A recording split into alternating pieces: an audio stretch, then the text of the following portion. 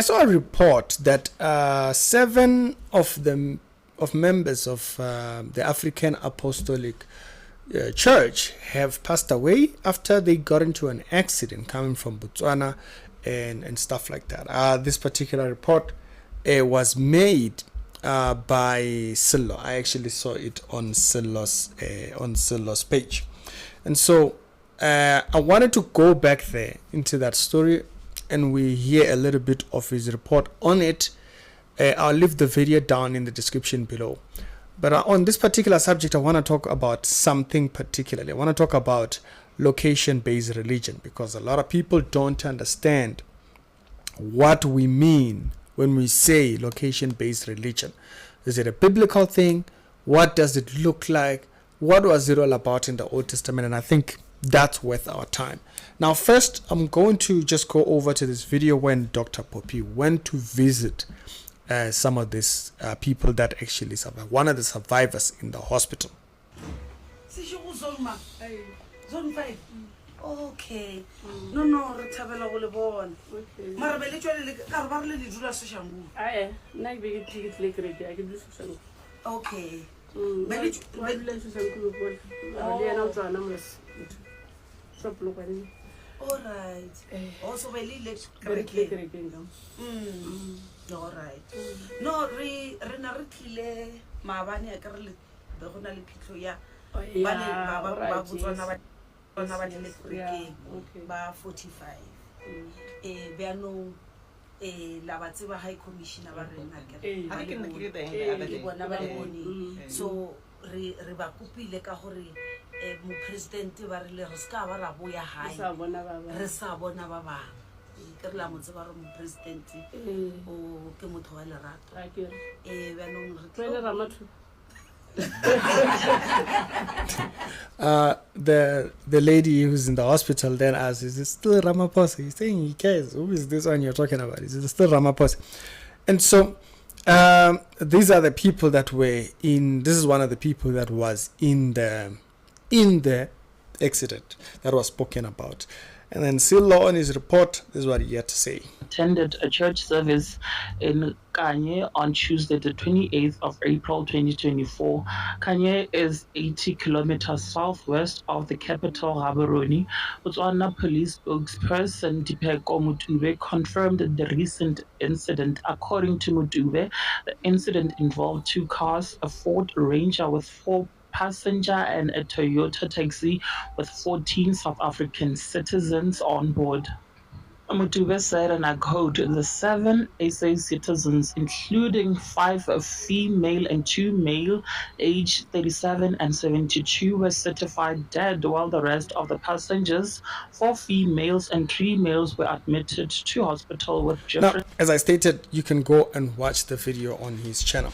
Now, the thing that I want to kind of piggyback off of this particular subject is it becomes very important for us to remember the subject of location-based religion. Why do I reference back to this? Is because not long ago we had the guys from ZCC who passed away going to a pilgrimage.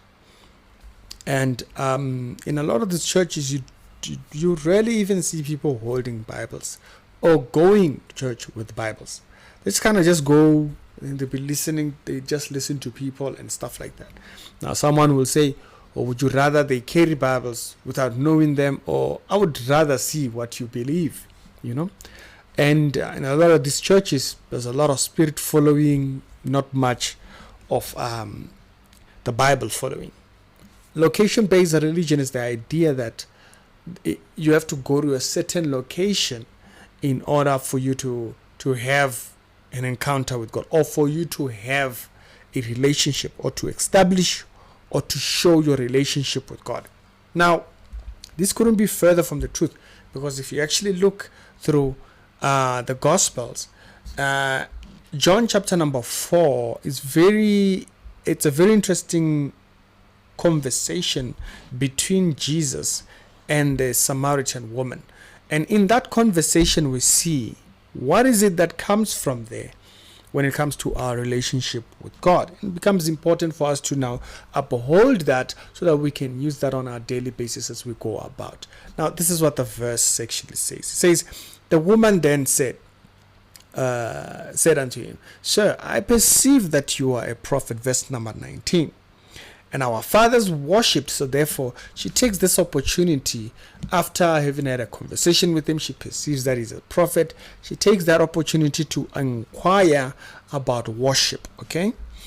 And she tags on to a very specific situation between Jews and Samaritan, and being that she was a Samaritan. And she says, it says, our fathers worshipped in this mountain, okay? And you Jews say it is in Jerusalem he ought to worship. And so she states two different places of worship. Now, it was clear in the Old Testament that Jerusalem was where you had to go in order for you to do the things that God had said go and do, right? Or a place where God had appointed, as the Leviticus and so forth would actually put it. And so, being it that when she says this, when she asks this question, she is taking along the idea of that the Samaritans might have built their own idea of religion, but you guys have been saying that it is in Jerusalem. The Bible says she's not, because she's avoiding the books of the prophets, because Samaritans particularly didn't regard the other prophets, and so she would rather just stick about to say, you guys say it is in Jerusalem that you should worship. And so, and then Jesus said unto her, woman, believe me, the hour is coming when you will neither. So right here, Jesus here questions both these ideas of you would rather worship in this location or in this location. He questions both of them. He says, you will neither on this mountain nor in Jerusalem worship the Father. So the hour is coming, and now is, when you will neither worship on this mountain nor in Jerusalem. The tower is coming. The time is coming when you will neither. So neither of this will be right, because God is putting out a different type of a relationship by which you will relate with him, right? And why then is this important? You will remember when Jesus was on the mountain of transfiguration, and they appeared unto him Moses and Elijah, right? One of the apostles comes up and says, we have three of you. Should we build 3 temples? Should we build 3 temples unto you? And the voice then spoke from heaven and said, this is my beloved son. Hear him. In whom I'm well pleased. Hear him. And now what does that tell us? That tells us that out of all the things that you might know or have heard of the prophets, out of all the things that you might have heard and know of the book of the law from Moses, hear the Son. So right here you can see what the Son says. The Son says, the time is coming, and now is that time when you will neither worship on the mountain. So location-based religion is not where we are.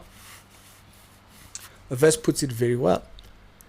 Now, why is that also important? Because if you go to Hebrews chapter number 1, you'll remember that it says God, who in various times and in various ways spoke in time past to our fathers by the prophets. Going back to that point, that there was a moment when the prophets were the ones that gave us the how-to and stuff. It says, spoke to us by the prophets. He has in this last day spoken to us by his Son, whom he has appointed heir of all things. I don't think there's anything that surpasses that. He is heir of all things. It is him now that we are instructed to listen to. And so it makes sense that when you read that verse, it would have that type of a tone. To say, we are neither to listen to this or this, we are to listen to the Son.